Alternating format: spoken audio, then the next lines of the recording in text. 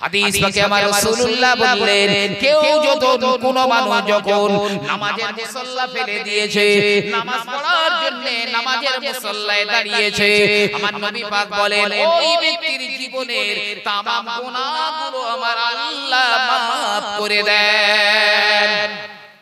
শুধু দাঁড়িয়েছে নামাজের পাটিতে, এখনো নামাজ শুরু হয়নি, সব গুনাহ আল্লাহ maaf করে দেন।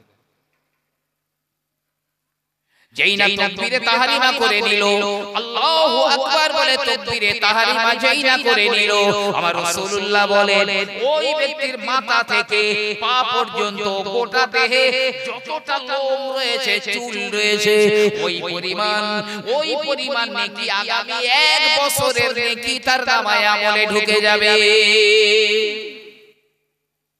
যদি একটা মানুষের, আমি একটা বলছি 1 লক্ষ চুল, মাথা থেকে পা পর্যন্ত 1 লক্ষ চুল পশম আছে, তাহলে প্রত্যেক দিন আল্লাহ 1 লক্ষ করে নেকি দেবেন, আগামী 1 বছরের নেকি একসঙ্গে মেমোরিতে ঢুকে যাবে। জোরে বলুন না সুবহানাল্লাহ। জি আল্লাহ নবী আল্লাহর হাবিব বলেন ওই ব্যক্তি যেই না সূরা ফাতিহা পড়ে নিল, গায়রিল মাগদুবি আলাইহিম ওয়ালাদ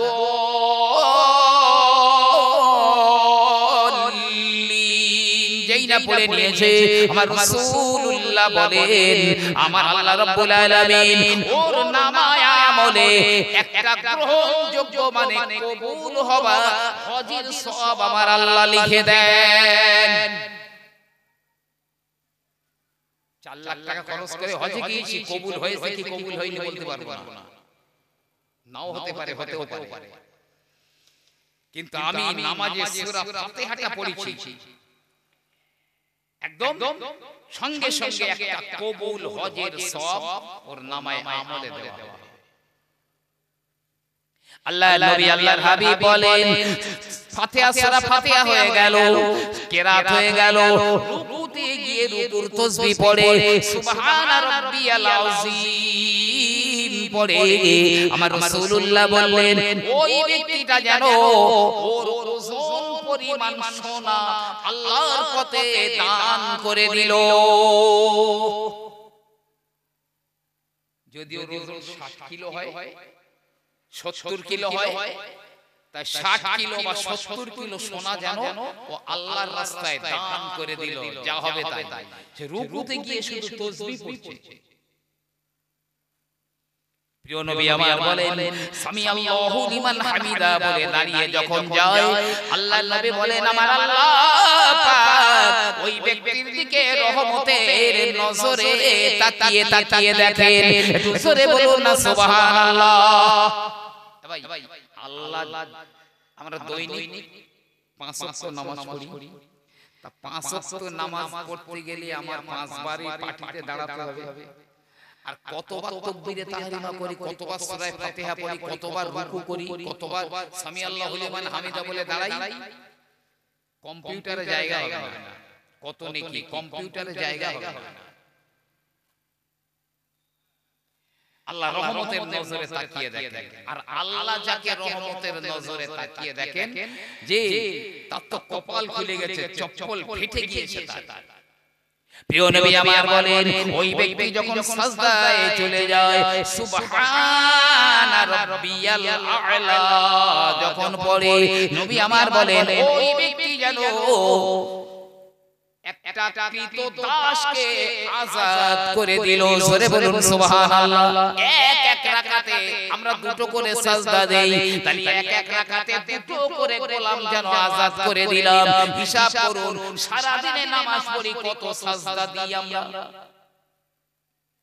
কতটা সাজদা দিই। এবারে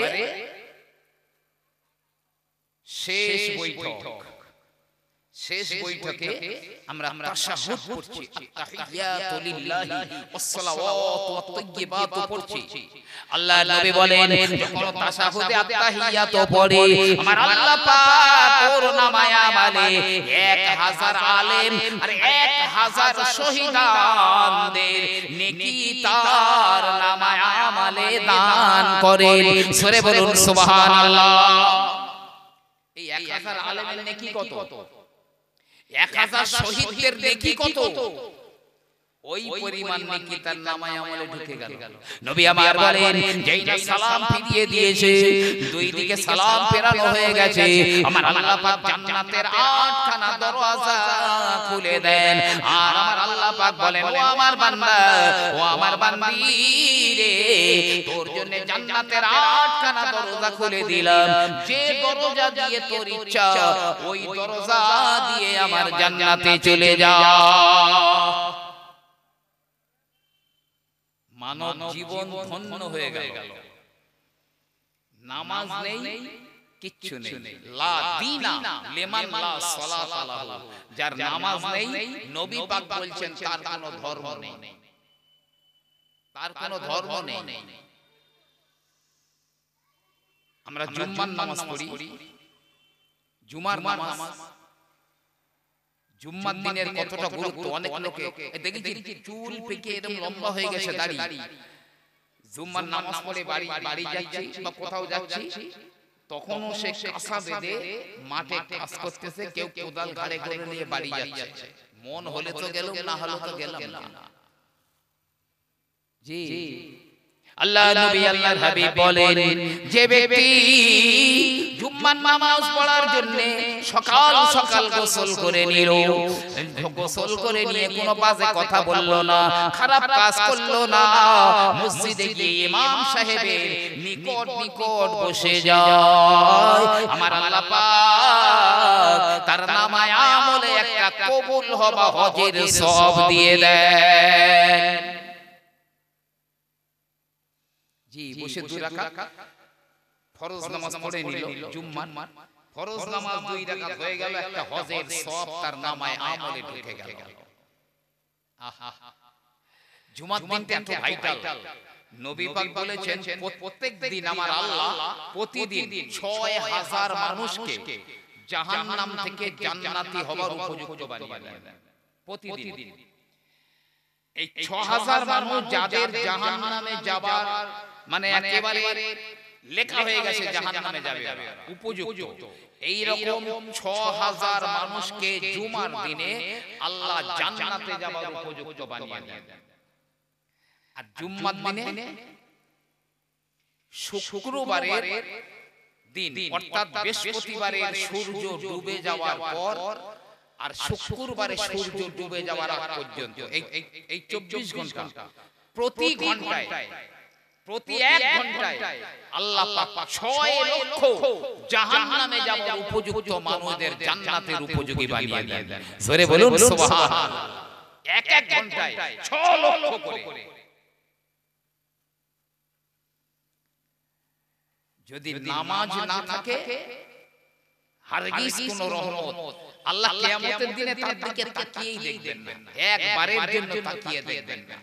আল্লাহ নবী আল্লাহর হাবিব বলেন, যে মসজিদে জুমার নামাজ পড়ে নিয়েছে ওই মসজিদে যদিও আসরের নামাজটা আদায় করে নেয়, আমার আল্লাহ পাক একটা কবুল হওয়া উমরার সওয়াব তার নামায় আমলে লিখে দেবেন। আমার রাসূলুল্লাহ বলেন, যে মসজিদে জুমার নামাজ পড়েছে ওই মসজিদে যদি মাগরিবের নামাজটাও পড়ে নেয়, আল্লাহর কাছে হাত পেতে যা চাইবে আমার আল্লাহ পাক তাকে ফিরিয়ে দেবেন না। জুমার দিনের এত গুরুত্ব, সেখানেই যাই 3 জুম্মা যদি কেউ ইচ্ছা করে কামাই করে তার নামায় আমলে লেখা হবে এই একটা খাঁটি মুনাফিক। আর এই মুনাফিক লেখাটা উঠবে না কোনোদিন, কখনোই উঠবে না। নামাজ নেই তো কিচ্ছু নেই, আল্লাহর রহমত মোটেও আসবে না।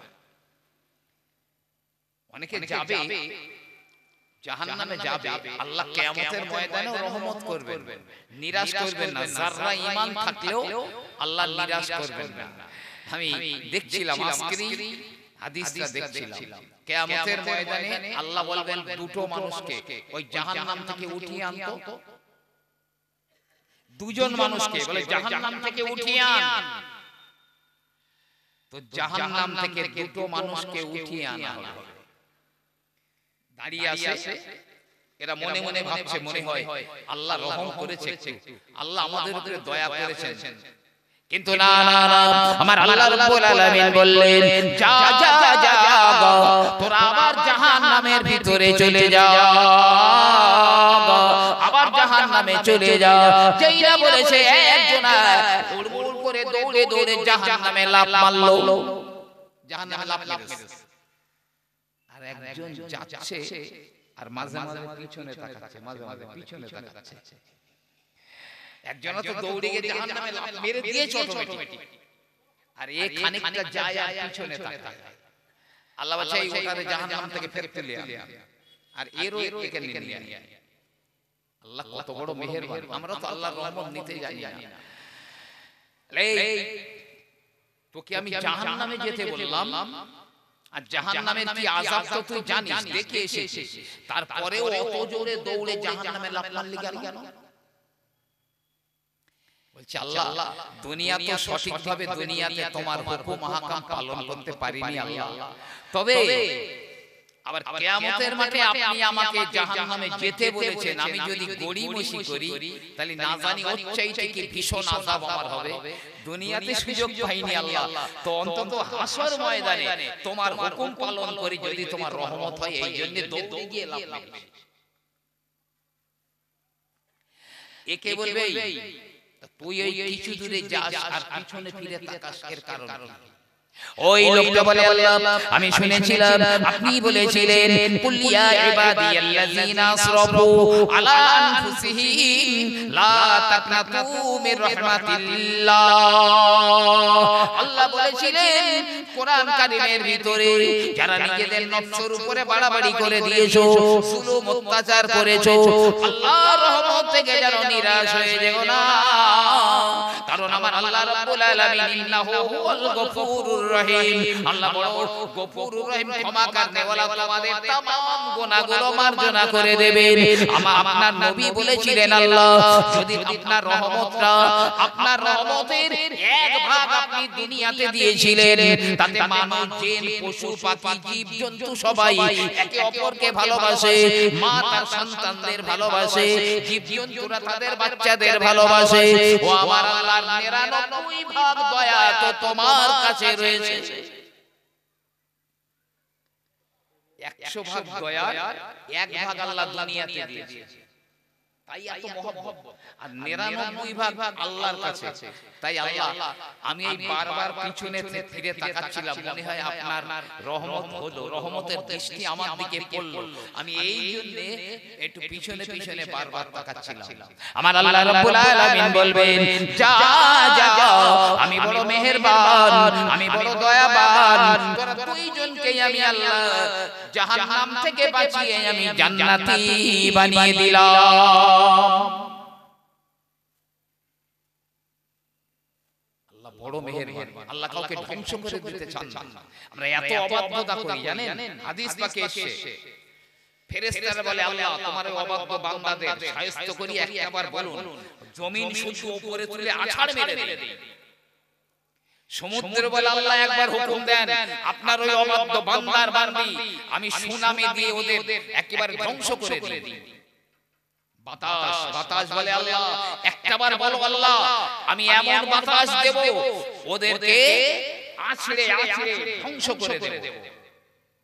আল্লাহ বলে মানুষকে যদি তোরা সৃষ্টি করে থাকিস তাহলে যা ইচ্ছা কর, যা ইচ্ছা কর, আর আমি আল্লাহ যদি মানুষ সৃষ্টি করে থাকি তাহলে আমার আর আমার বান্দাদের মাঝখানে তোরা কেউ নাক গলাস না।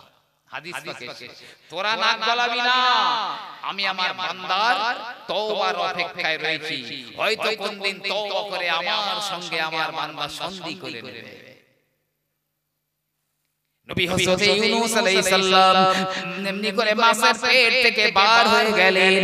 আমার আল্লাহ পাক বলেন ইউনূস তোমার কওমের কাছে ফিরে চলে যাও, কওমের কাছে চলে যাও, তোমার কওমেরা তওবা করে নিয়েছে।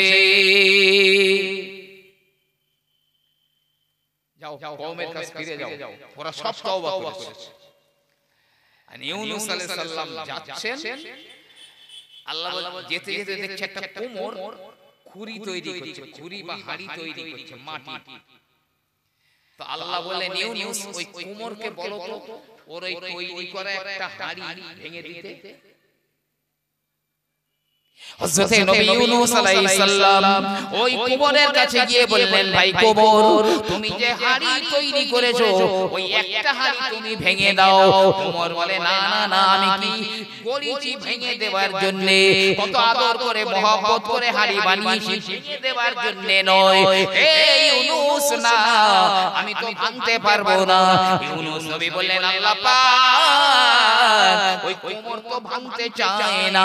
আমার আল্লাহ বলেন, ইউনূস ওই কুমোর তার তৈরি করা মাটির হাড়ি ভাঙতে চায় না, কিন্তু আমি আল্লাহ, আমি বড় আদর করে মানব জাতিকে আমি আল্লাহ বানিয়ে দিয়েছি। আর তুমি কি না তাদের বিরুদ্ধে বদদোয়া করেছিলে আমি যেন ধ্বংস করে দেই? না না গো ইউনূস, ওরা সব তওবা করে নিয়েছে। বান্দা কখন তওবা করবে আল্লাহ সেই অপেক্ষায় থাকে।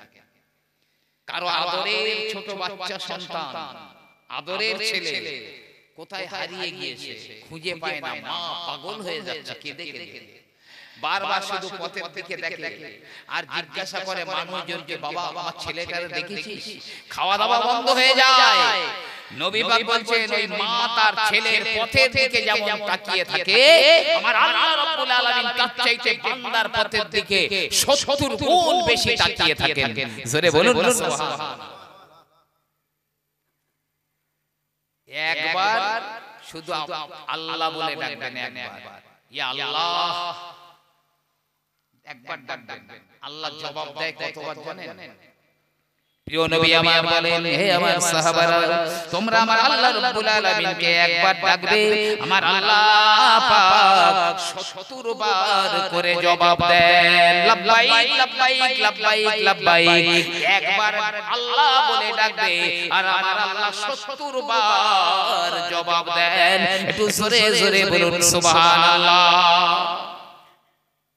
আরে একজন ঠাকুর পুজো করে, ঠাকুরের সামনে গিয়ে ইয়া সানাম ইয়া সানাম ইয়া সানাম বলে ডাকে। সানাম মানে কি জানেন? সানাম মানে প্রতিমা, ঠাকুর, আরবিতে সানাম বলে। এখন লোকটা সারা জীবন তার দেবতাকে ইয়া সানাম বলে ডাকে। বেচারা দাঁত পড়ে গেছে, দাঁত পড়ে গেছে। মানে একদিন ওই ঠাকুরের সামনে গিয়ে ওই ইয়া সানাম বলতে গিয়েছে, কিন্তু জিভ ফসকে গেছে, দাঁত নেই তো, জিভটা ফসকে গিয়ে বার হয়েছে ইয়া সামাদ। আর সামাদ হলো আল্লাহর একটা গুণবাচক নাম, ইয়া সামাদ। আমার আল্লাহ জবাব দেন, লাব্বাইক লাব্বাইক ইয়া আবদি, হে আমার বান্দা, হে আমার বান্দা গো, আমি এই তো হাজির হইছি রে বান্দা গো। ফেরেশতারা বলে, মাওলা রে, ও তো তোমাকে ডাকে না, ওর প্রতিমাকে সানাম বলতে গিয়ে সামাদ বলে ডেকে ফেলে দিয়েছে। আমার আল্লাহ বলে, না না, তোরা নাক গলাস না রে, আমার বান্দা আমি সামাদ, ও আমাকেই ডেকেছে, তাই আমি আল্লাহ রাব্বুল আলামিন তার ডাকের জবাব দিয়েছি। এত দয়া, তারপরেও যদি কেউ জাহান্নামে যায়, জি, তাহলে তার মানুষ না হয়ে দুনিয়াতে জীবজন্তু হওয়াই ভালো ছিল। জীবনটা কাজে লাগান, কিয়ামতের মাঠে প্রত্যেক ব্যক্তিকে 5টা প্রশ্ন করবেন আমার আল্লাহ। প্রত্যেক জনকে আমার আল্লাহ 5টা প্রশ্ন করবেন। এই 5টা প্রশ্ন মনে রাখেন। হাসর ময়দানে তো সবাই দাঁড়াবে, জি, আল্লাহ প্রত্যেক জনকে বলবেন, এই দাঁড়া, তোর যৌবন বয়সটা কোন হালাতে কেটেছে, কোন পথে কেটেছে, জবাব দে। যৌবন বয়সটা, যুবক বয়স, আল্লাহ যুবক বয়সের ইবাদত খুব বেশি পছন্দ করেন। আর যুবক বয়সে যারা আল্লাহর ইবাদত বندگিতে কাটিয়ে দেন, নবী পাক বলেছেন কি, শাবুন নাশা ফি ইবাদাতিল্লাহি তাআলা, কিয়ামতের ময়দানে আল্লাহর আরশে আজিম নামিয়ে আনা হবে, আর আরশের বড় লম্বা একটা ছায়া পড়বে, এয়ার কন্ডিশন ছায়া। আমার আল্লাহ নবী বলেন ওই আরশে আজিমের নিচে 7 প্রকার মানুষেরা স্থান পেয়ে যাবে তবে এই 7 প্রকারের মধ্যে এক প্রকার হলো শাবুন নাশা ফি ইবাদাতিল্লাহি তাআলা যৌবন বয়সে যারা আল্লাহর ইবাদত বندگی করে কাটিয়ে দেয় কিয়ামতের ময়দানে কোনো কষ্ট হবে না আল্লাহর আরশে আজিমের ঠান্ডা এয়ার কন্ডিশন ছায়ার নিচে অবস্থান করবে বসবে যৌবন বয়সের হিসাবটা 16 আনা দিতে হবে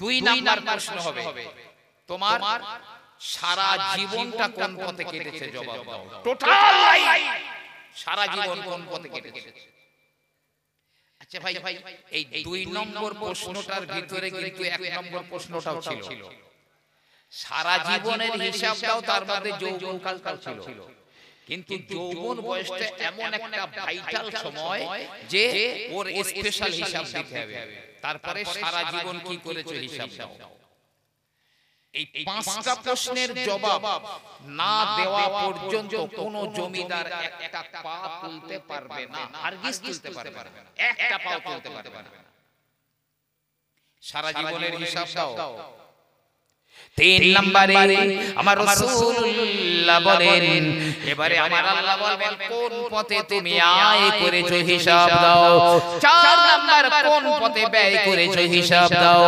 আয়ের হিসাব দাও ব্যয়ের হিসাব দাও না কিয়ামতের ময়দানে একটা ভাতের হিসাবও আমার আল্লাহ রাব্বুল আলামিনকে দিতে হবে সুম্মা লা তুসআলুন্না ইয়াওমাইযিন আনিন নাঈম ওই দিনে অবশ্যই তোমাদের আল্লাহর নিয়ামত সম্পর্কে জিজ্ঞাসা করা হবে এক টুকরা রুটি হিসাব দিতে হবে কিন্তু আমরা বান্দা এত নিমক হারামি করি আল্লাহ আমাদের জন্য এই জমিন দিয়েছেন ঘর বাড়ি বানাই আচ্ছা জমিনটা যদি পাথর হতো ঘর বাড়ি বানানো যেত চাষাবাদ হতো না আল্লাহ জমিনটা এমন করেছে তুমি ঘর বানাতে পারবে হেঁটে চলাচল করতে পারবে যদি পাথর হতো পাক হয়ে শেষ হয়ে যেত জি আবার যদি নরম তুলতুলে হতো হাঁটতেই পারতাম না এমন বানিয়েছেন ঘর বাড়ি বানাবে চাষাবাদ করবে সব কিছু করতে পারে যা বলবে মাটি তাই চাইবে আমার আল্লাহ থাকবার জন্য ঘর দিয়েছেন আমার আমোদ প্রমোদের জন্য বিবি দিয়েছেন বাল বাচ্চা দিয়েছেন আমাকে রুজি রোজগার দিয়েছেন হাজারো নিয়ামত আমার আল্লাহ পাক দিয়েছেন কিন্তু না তারপরেও যদি বান্দাই নেমক হারামি করে না কিয়ামতের ময়দানে ওই হিসাব তো দিতে হবে সারা জীবনের হিসাব দাও না দিতে পারলে পা তুলতে পারবে না কোন পথে আয় করেছো হিসাব দাও ভাই মানুষের আয়ের উৎস বোঝা যাবে তার ব্যয়ের খাত দেখে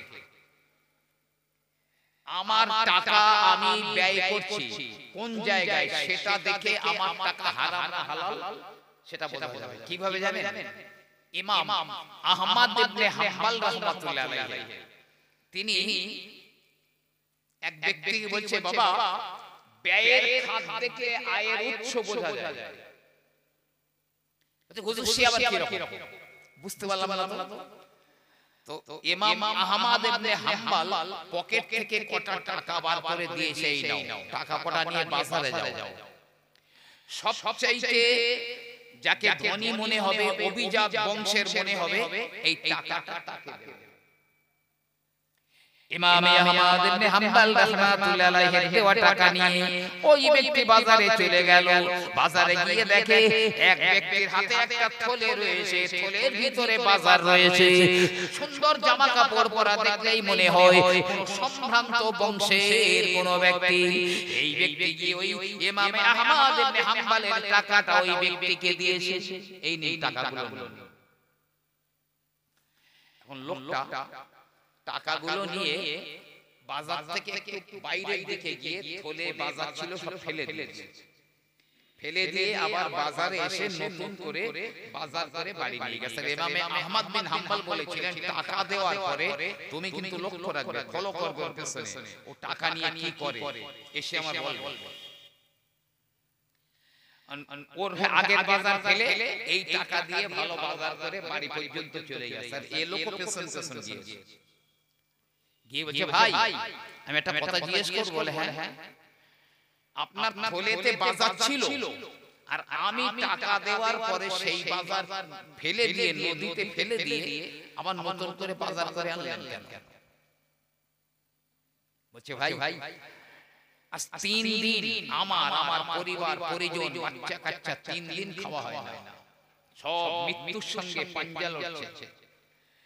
তাই নদী দিয়ে একটা মরা ছাগল ভেসে যাচ্ছিল, সেই ছাগলের কিছু গোশত কেটে আমি বাড়ি নিয়ে যাচ্ছিলাম, কারণ এই অবস্থায় ওই মরা জন্তুর গোশত খাওয়া আমাদের জন্য জায়েজ ছিল। তাই মরা ছাগলের গোশত কেটে নিয়ে যাচ্ছিলাম বাড়িতে। কিন্তু তুমি যখন আমার টাকাটা দিলে আমি তখন টাকার মালিক হয়ে গেলাম, তখন আর এই মরা জন্তু আমার জন্য হালাল ছিল না।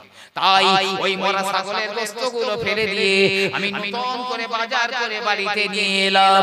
আমার বড় উপকার হলো। ওই লোকটা ইমামে আহমদ ইবনে হাম্বলের কাছে চলে যান, হুজুর এই ব্যাপার ঘটে গিয়েছে। ইমামে আহমদ ইবনে হাম্বল বললেন বাবা আমার টাকাটা হালাল ছিল, হালাল পথে রোজগার ছিল, তাই আমার টাকা একটা মানবীয় কাজে একটা ভালো কাজে ব্যয় হয়েছে, দেখলে তো। এবারে তুমি তোমার পকেটের টাকা নিয়ে বাজারে যাও, যাকে খুব গরিব মনে হবে, একদম অসহায় গরিব, তার কাছে গিয়ে টাকাটা দেবে, তোমার টাকাটা।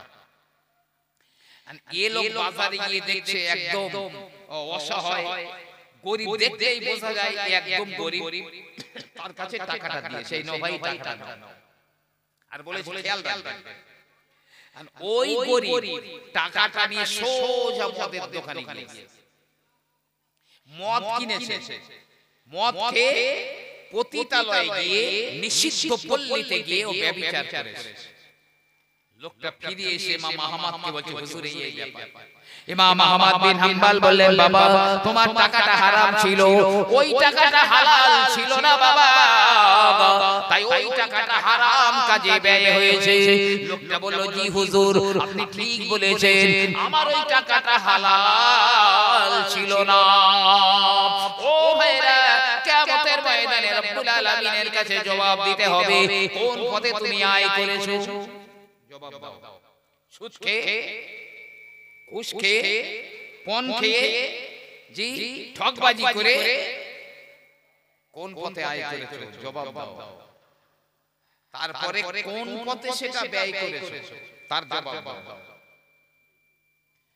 এই আমরা কি করি, টাকা দিয়ে ক্রিকেট মানে ক্রিকেট খেলার বল কিনি, নেট কিনি, উইকেট কিনি, ব্যাট কিনি, ফুটবল কিনি, ক্যারাম বোর্ড কিনি, এগুলো সব ফুজুল খরচের মধ্যে। কিতাবে এসে সব ফুজুল খরচের মধ্যে এ টাকা ওর পিছনে খরচ করা শরীয়তে জায়েজ নেই। কোন পথে ব্যয় করেছো, আল্লাহর দ্বীনের পথে, হিসাব দাও। 5 নাম্বার প্রশ্ন আমার আল্লাহ রাব্বুল আলামিন করবেন, শরীয়তের জ্ঞান, শরীয়তের ইলম তুমি যে শিক্ষা করেছো ওই মোতাবেক তুমি আমল করেছো কত? না না, তুমি যে ওয়াজ শুনে, বই পড়ে, মা বাপের কাছে শুনে, মাদ্রাসায় পড়ে যে কোনো ভাবে তুমি শরীয়তের যে জ্ঞান অর্জন করেছিলে তার কতটা তুমি আমল করেছো হিসাব দাও। এই 5টা প্রশ্নের জবাব না দেওয়া পর্যন্ত কেউ একটা পা তুলতে পারবে না। জবাব যদি দিতে না পারে আমার আল্লাহ রাব্বুল আলামিন কি বলবেন, খুযু ফাগাল্লু সুম্মাল জাহিম সাল্লু। আমার আল্লাহ বলবেন ধর ধর ওদের ধর, এই ওদের ধর, ফেরেশতারা গিয়ে ধরবে, ফাগাল্লু ওরে বেঁধে ফেলা, জাহান্নাম থেকে 70 গজ মোটা আগুনের শিকল এনে হাত আর পায়ে বেঁধে দেওয়া হবে। আমার আল্লাহ পাক বলবেন সুম্মাল জাহিমা সাল্লু, যায়কে জাহিমের পর্যন্ত পৌঁছে দিয়ে আয়। ফেরেশতারা টেনে টেনে নিয়ে যাবে। আমার রাসূলুল্লাহ বললেন ওদের চেহারাগুলো মাটির উপরে ঘিচড়িয়ে যাবে। রাস্তায় কুকুর মরে পড়ে রয়েছে, পায়ে দড়ি বেঁধে যেমন টেনে নিয়ে যায়, ফেরেশতারা ওইভাবে তাকে টেনে টেনে নিয়ে যাবে। জাহিমের দরজায় দাঁড় করিয়ে দিবে। জাহিমের দরজায় দাঁড়িয়ে সে কি করবে জানেন? কোরআন কারীমের ভিতরে আমার আল্লাহ পাক বলেন ইয়াউমা ইয়াউদু যালিমু আলা ইয়াদাইহি, ওই জালেমের দলেরা ওরা নিজের হাতগুলো, দুই হাতগুলো নিজেরা কামড়ে কামড়ে ছেড়ে ফেলবে। নিজের হাত নিজেই কামড়াবে, টেনে ছেড়ে ফেলবে আর বলবে হায় আফসোস রে, আমি যদি দুনিয়ার জমিনে নবী মুহাম্মদুর রাসূলুল্লাহর তরিকা অবলম্বন করতাম, আমি যদি ওই আল্লাহর দুশমনদের সঙ্গে বন্ধু না করতাম, আমার কপালে এই চরম দুর্ভোগ হতো না। সূরা নাবার শেষ আয়াতে আমার আল্লাহ বলেন, তারা আরো বলবে ইয়াকুলুল কাফিরু ইয়া লাইতানি কুনতু তুরাবা, হায় আমার আফসোস রে, আমরা যদি মাটি হয়ে যেতাম। কুকুররা মাটি হয়ে যাবে, শূকরগুলো মাটি হয়ে যাবে, জীবজন্তু পশু পাখিরা মাটি হয়ে যাবে, কেউ জান্নাতে যাবে না, জাহান্নামেও যাবে না। এই মানুষগুলো বলবে হায় রে, ওই কুকুর বিড়ালদের মতো যদি মাটি হয়ে যেতাম। দুটো জন্তু মাত্র জান্নাতে যাবে, জানেন? দুনিয়ায় যত জীবজন্তু আছে মাত্র দুটো জন্তু জান্নাতে যাবে, একটা কুকুর যাবে আর একটা উটনি যাবে, মেয়ে উট। এই দুটো জন্তু জান্নাতে যাবে। এই কুকুরটা কাদের কুকুর জানেন? আসহাবে কাহাফের কুকুর, এর নাম হলো কিতমির। এই কিতমির জান্নাতে যাবে, তবে কুকুরের চেহারা নিয়ে নয়, মানুষের চেহারা নিয়ে যাবে। ওলি আউলিয়াদের সোহবত কুকুরকে মানুষ বানিয়ে দেয়। ওলি আউলিয়াদের সোহবত কুকুরকে মানুষ বানিয়ে দেয়। আল্লাহ ওয়ালাদের সঙ্গে সঙ্গ দেওয়ার জন্য ওই কুকুরটাও জান্নাতে যাবে। আর সালেহ আলাইহিস সালাম যে পাহাড় থেকে উটনিটা বার করে এনেছিলেন, ওই উটনিটা জান্নাতে যাবে, আর কেউ জান্নাতে যাবে না। এরা সব মাটি হয়ে যাবে। কিন্তু হায় রে আফসোস, আমরা মানুষ, জীবজন্তু না, সৃষ্টির সেরা মানুষ, জীবজন্তু নই আমরা।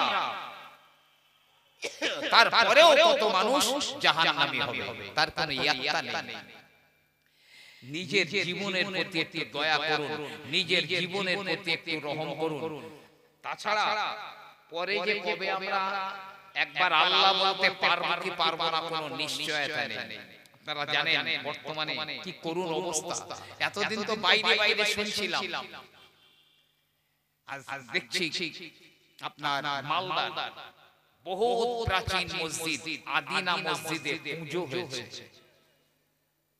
আদিনা মসজিদে পূজা হয়েছে। এই গত কয়েকদিন আগে আমাদের এই এলাকার কোথাও এক জায়গায় আশেপাশে মানে বলেছে জয় শ্রীরাম বলতে জোর করা হয়েছে। আমাদের দেশে, এটা আমি বিহার মহারাষ্ট্র ওই দিককার কথা বলছি না, এই পশ্চিম বাংলায় ঘটছে। আর এই শুরু যখন একবার হয়েছে, তখন আরো দিন দিন বাড়বে, বই কমবে না। এটা মনে রাখুন। আগামী দিন মুসলমানদের একটা চরম দুর্দিন আসছে। এই জন্য আল্লাহ নবী বললেন বাদিরু বিল আমালি ফিতানান কাকিতাইল লাইলিল মুসলিমে। আল্লাহর নবী বলেন জলদি জলদি নেক আমাল গুলো করে রাখো। ওই অন্ধকার ঘুটঘুটে অন্ধকার রাতের মতো ওই জমানাটা, কেন অন্ধকার রাতের মতো বললেন? মানুষের ধর্মীয় জ্ঞান থাকবে না, না হারাম না হালাল, পাক না পাক, বৈধ অবৈধ, কুফরি কালাম জ্ঞান থাকবে না। ওই অন্ধকারের জমানায় নেক আমলটা তাড়াতাড়ি করে নাও। ওই জমানায় যে লোকটা সকালবেলা পাকা ঈমানদার রয়েছে, সন্ধ্যাবেলা গিয়ে বেঈমান হয়ে যাবে। আবার সন্ধ্যাবেলা যে লোকটা ঈমানদার, সকালবেলা পাকা বেঈমান হয়ে যাবে। ইয়াবিউদিনাহু বিআরাযিম মিনাদ দুনিয়া। নবী আমার বলেন ধর্মকে, দ্বীনকে বিক্রি করে ফেলবে দুনিয়া অর্জনের জন্য, দুনিয়া পাবার জন্য ধর্মকে বিক্রি করে ফেলবে। আসছে একটা ভয়ানক দিন। জি, আমি বহু জায়গায় বলেছি কথাটা, বহু জায়গায় ক্যাসেটেও আপনারা অবশ্যই শুনেছেন। শাহ নিয়ামতুল্লাহ রাহমাতুল্লাহ আলাইহি তিনি বলেছেন কথাটা, যে নিয়ামতুল্লাহ রাহমাতুল্লাহ আলাইহির একটা কথা 19-20 হয়নি, যা বলেছেন 20-20 হয়েছে। তিনি বলছেন এই ভারতবর্ষের কোন একটা শহর অমুসলিমরা দখল করে ফেলবে, যে শহরে মুসলমানদের সংখ্যা বেশি,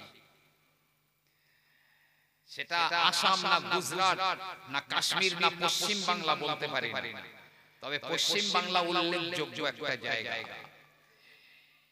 সেই শহরটা দখল করে ফেলবে, তারপরে মুসলমানদের পাইকারি হারে হত্যা করা হবে, পাইকারি হারে হত্যা হবে, কোনো দেখাশোনা নাই, মুসলমান মেরে দাও।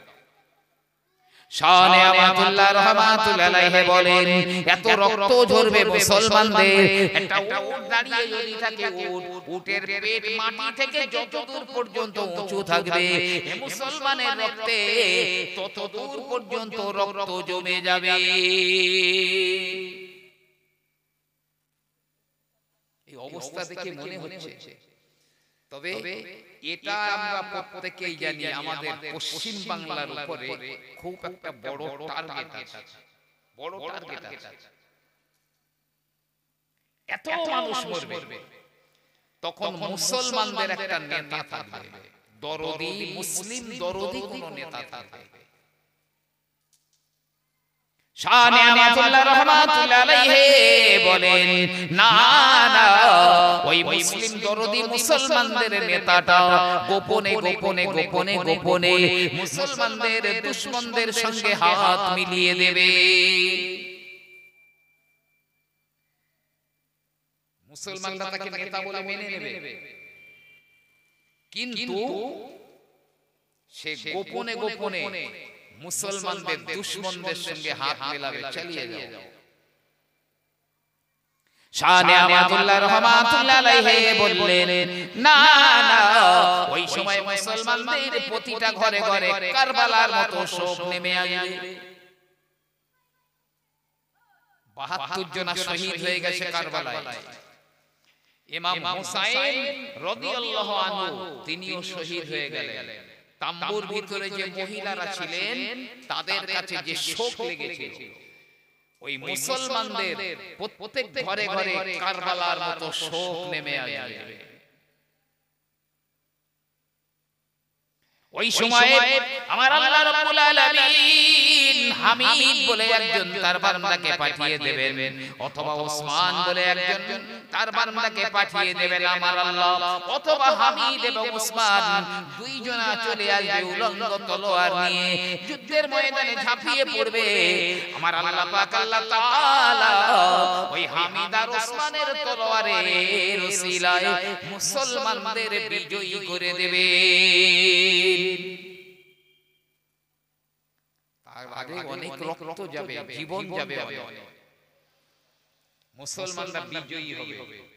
এবারে এই হামিদ ওসমান মুসলমানেরা কিসাস নেবে, বদলা নেবে, বিনা অপরাধে এত হাজার হাজার হাজার হাজার মুসলমানদের শহীদ করে দেওয়া হয়েছে, তার বদলা নেওয়া হবে, কিসাস।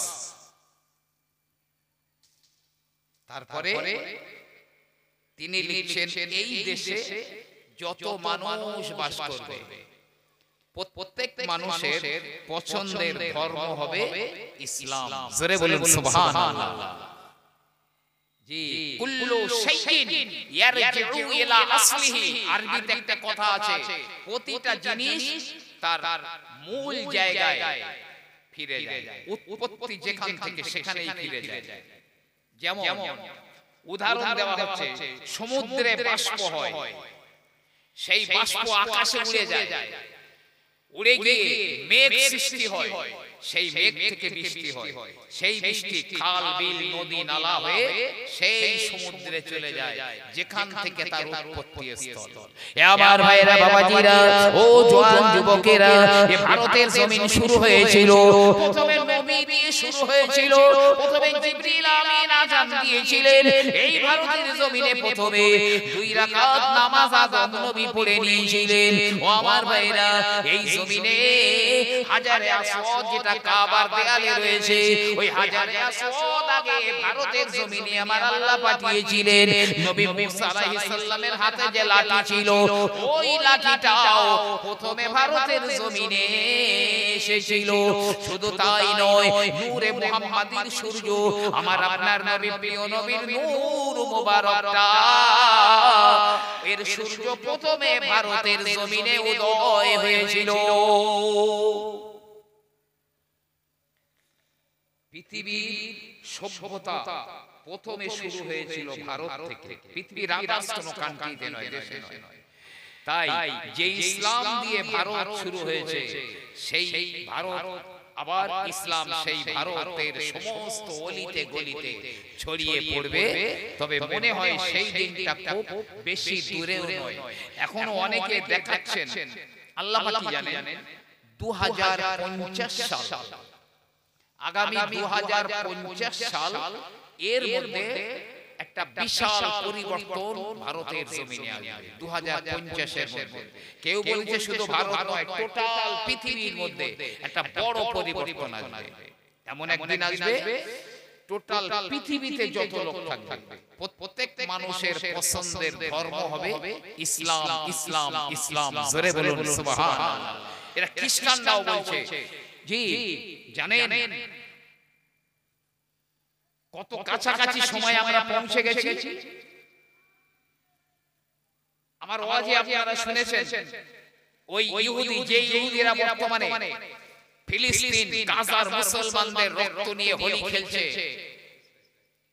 ইসরায়েল, সেই ইসরায়েলের ইহুদি বেঈমানরা, আমরা তো হাদিস পড়িনি, আর ওদের মাটির নিচে বড় বড় টাইটেল মাদ্রাসা আছে। খ্রিস্টানদের মাটির নিচে বড় বড় টাইটেল মাদ্রাসা আছে, ওখানে বুখারী খতম হয়।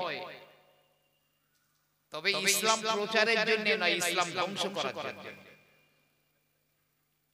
টুপি মাথায়, লম্বা জামা, দাড়ি, হুজুর সেজে কত মানুষ ইমামতি করছে মসজিদে, তারা ইহুদি, খ্রিস্টান, মুসলমান নয়। জি, উল্টো পাল্টা ফতোয়া দিয়ে ঈমান বরবাদ করে, নষ্ট করে, নাস্তানাবুদ করে দেয়। ওরা জানে, এই আজকের যেমন দেখলেন, আপনারা হয়তো কেউ দেখে থাকবেন, আমি ফেসবুকে দেখছিলাম, টুপি মাথায় রয়েছে ভদ্রলোকের, মুখে দাড়ি রয়েছে। জি, সে মাইকে হযরতে আমিরে মুআবিয়া রাদিয়াল্লাহু তাআলা আনহুকে মুনাফিক তো বলছে, আর বলছে যারা আমিরে মুআবিয়াকে রাদিয়াল্লাহু আনহু বলে, তারা তাদের পিছনে নামাজ হয় না, মক্কাতেও হয় না, মদিনাতেও হয় না, কোথাও হয় না। আল্লাহ, হযরতে আমিরে মুআবিয়া কাতেব ওহী ছিলেন যিনি, তার কত দাম। হযরতে ওমর ইবনে আব্দুল আজিজ রাহমাতুল্লাহ আলাইহিকে জিজ্ঞাসা করা হলো, হে ওমর ইবনে আব্দুল আজিজ, আপনি ভালো না আমিরে মুআবিয়া ভালো? ওমর ইবনুল আব্দুল আজিজ রেগে গিয়ে বলছে, কি বলছো তুমি? আমিরে মুআবিয়া রাদিয়াল্লাহু আনহু যে উটের উপরে চড়ে বেড়াতেন, সেই উটের হাঁটার সময় যে ধুলো উঠতো, সেই ধুলোর সমতুল্য আমি এখনো হতে পারিনি। ওমর ইবনে আব্দুল আজিজ রাহমাতুল্লাহ আলাইহি বলেছেন। নবী আমার বলেন, আসহাবিকান নুজুম বিআইহি মুক্তাদাইতুম ইহতাদাইতুম, আমার तमाम সাহাবারা আকাশের নক্ষত্র সমতুল্য, তোমরা যাকে অনুসরণ করবে হিদায়াত তোমরা পেয়ে যাবে। অথচ পাক্কা বেঈমান, ও বেঈমান আমার মনে হয় ও মুসলমান নয়, ও হয় শিয়া, না হয় ইহুদি, না হয় খ্রিস্টান। আমিরে মুআবিয়াকে যারা সাহাবা মনে করে রাদিয়াল্লাহু আনহু বলে, এদের পেছনে নামাজ হয় না। কাফের বলেছে, মুনাফিক বলেছে আল্লাহ।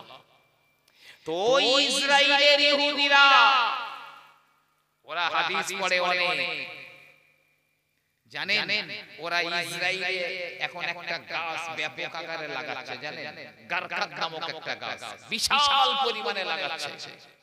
কারণ ইহুদিদের এমন একটা সময় আসবে, ওই সময়ে নবী পাক বলেছেন গাছের পিছনে লুকালে গাছ কথা বলে দেবে, এ মুসলমান আমার পিছনে একটা ইহুদি লুকিয়ে রয়েছে, কে জাহান্নামে পাঠিয়ে দাও। যেখানেই লুকাবে সেই জায়গা কথা বলবে। তবে নবী পাক বলেছেন ইল্লাল গারকাত, তবে গারকাত নামক গাছটা কথা বলবে না। তাই নবী তাকে বলেছে ওটা ইহুদিদের গাছ, আর ওই গাছ এখন ইহুদিরা ব্যাপক লাগাচ্ছে। কারণ ওরা জানে আমাদের ধ্বংস হয়ে যাওয়ার সময় কাছাকাছি, আর এই গাছটাই আমাদের কাজে লাগবে, তাই বেশি বেশি লাগাচ্ছে। সময় কত কাছাকাছি, দ্রুত আগিয়ে যাচ্ছে আমাদের কাছে। গাছ ছেড়ে দেওয়ার মতো সময় আর হাতে নেই। যতটুকু সময় আছে বাদের বিল আমাল, আমালে তাড়াতাড়ি করুন। একটুখানি সময় পেয়েছে একবার আল্লাহ বলে নিন। আল্লাহর ওলিদের কথা আমি একটা বলছি, জি তারা সময়ের কি মূল্য দিতেন। একটা মুহূর্ত সময় তারা নষ্ট করতেন না, একটা মুহূর্ত সময়। অল টাইম সুবহানাল্লাহ, আলহামদুলিল্লাহ, বিভিন্ন তাসবিহ, তাহলিল, জিকির, আজকারে মশগুল থাকতেন, খাওয়া দাওয়ায় সময় নষ্ট করতেন না। নিজের উপরে দয়া করুন, নিজের উপরে মেহেরবানি করুন। জি আল্লাহ তো রহম করবেন। আমার আল্লাহ কোন বান্দাকে জাহান্নামে দিতে চান না। জাহান্নামে দেবার জন্য আল্লাহ মানুষ তৈরি করেন, জান্নাতে দেবার জন্য তৈরি করেছে। কিন্তু যে নিজে নিজে জাহান্নামে যায় সেটা আলাদা কথা। আমি বলছি আপনাকে একবার মহব্বতে দরুদ আল্লাহুম্মা সাল্লি আলা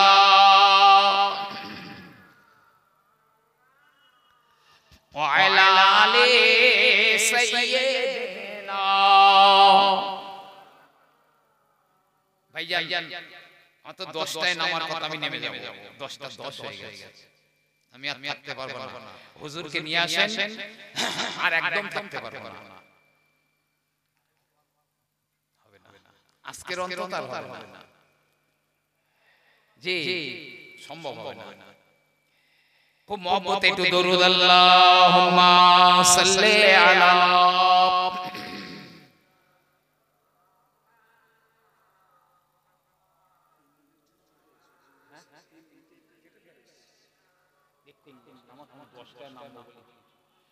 झुमकर नाते सरवा में पढ़ता रहो, झुमकर नाते सरवा में पढ़ता रहो, शौक़े दीदार से दिल में चलता रहो, मुस्कुराते रहे आशिकी मुस्तफा, हर मुनाफिक सोन सोन कर जलता रहे। अल्लाहुम्मा सल्ली अला।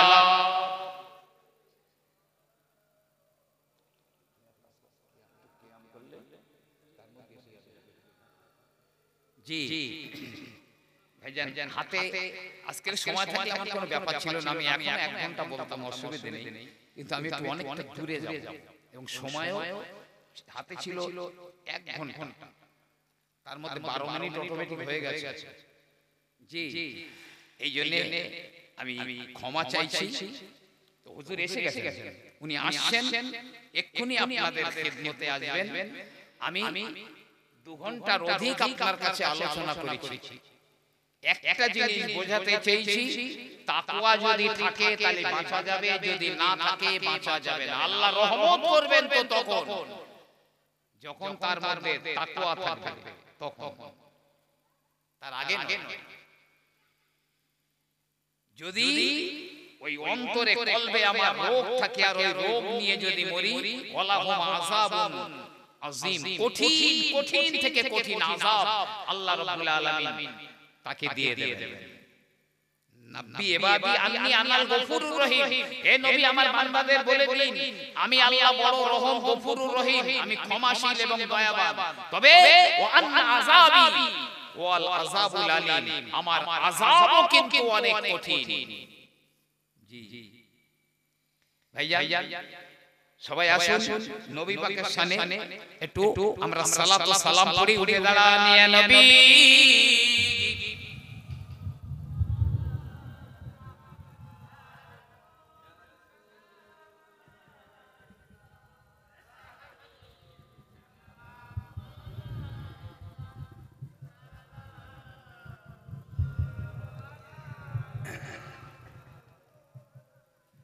আমরা নবীর সামনে দাঁড়িয়ে আছি, একদম সত্যি কথাই গেটের কাছে এসে গেছে, এটা আছে জামা আসবে, সেটা হচ্ছে